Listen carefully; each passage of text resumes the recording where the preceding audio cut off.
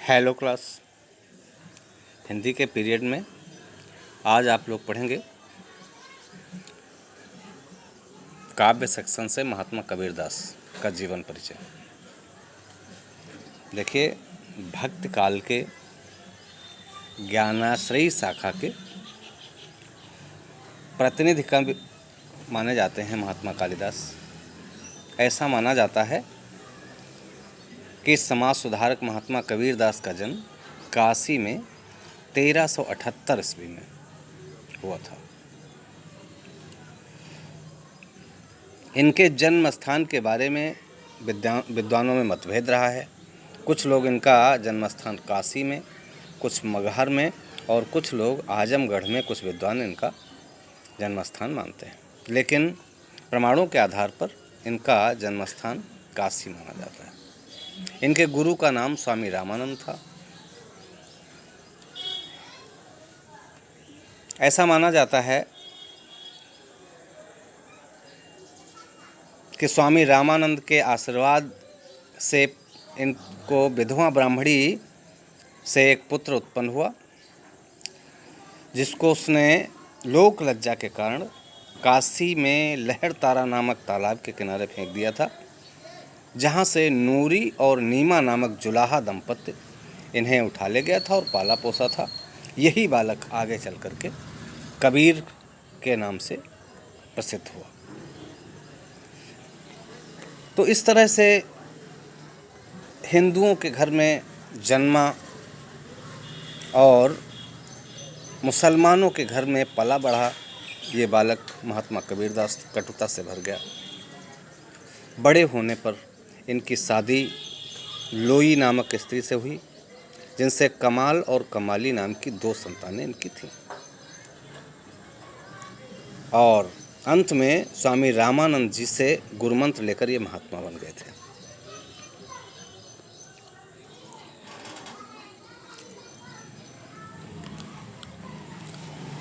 समाज में व्याप्त आडंबर का इन्होंने उस समय जमकर विरोध किया था और इसीलिए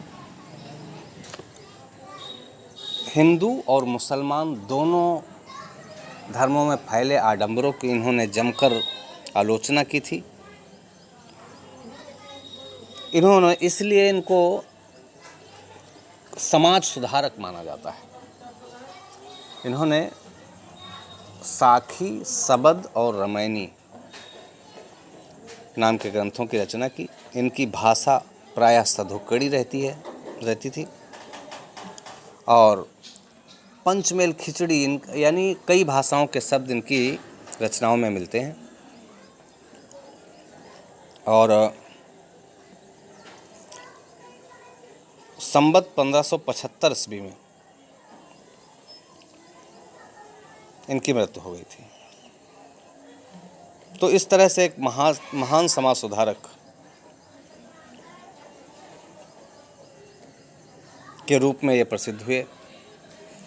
स्टूडेंट्स, आपके सामने मैंने पूरा ये महात्मा कबीरदास का जीवन परिचय दे दिया है। अगर आपके पास किताब नहीं भी है तो आप इससे पढ़ें और इनके जीवन परिचय को प्रायः अपने शब्दों में लिखें, जहाँ पर आप एक हेडिंग डालेंगे जीवन परिचय, जिसमें जन्म स्थान और जन्मतिथि डाली जाती है। इसके बाद में दूसरी हेडिंग डालेंगे साहित्यिक योगदान। उसमें आप जानते हैं, इनको बताया गया कि प्रतिनिधि कवि हैं और इन्होंने भारतीय साहित्य के इतिहास में इनका सबसे बड़ा योगदान रहा। तीसरी हेडिंग आप डालेंगे भाषा शैली। आपको बताया गया है इनकी भाषा पंचमेल खिचड़ी है। शैली, इन्होंने कई तरह की शैलियों का इस्तेमाल किया है। ये प्रायः गेय कविताएं भी लिखते थे। पदावली में गेय कविताएं हैं, दोहा आदि का भी इन्होंने इनकी भी रचना की है। अगली चीज़ आती है रचनाएं भी आपको बताई गई हैं, साखी, सबद और रामायणी। और लास्ट में हेडिंग डालेंगे आप मृत्यु।